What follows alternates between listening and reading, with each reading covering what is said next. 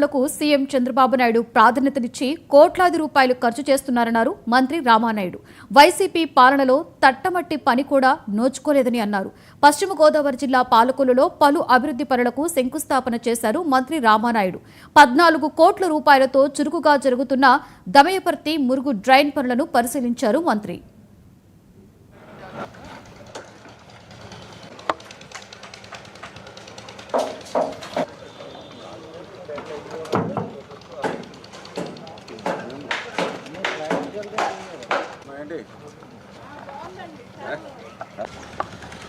పది వార్డుల నుండి 15 వార్డులకు ఎప్పుడు కూడా ముంపు గురయ్యేటువంటి దమయపర్తి డ్రైన్కి ఒక మోక్షం ఈరోజు కూటమి ప్రభుత్వ అధికారంలోకి వచ్చిన తర్వాత కలుగుతుంది.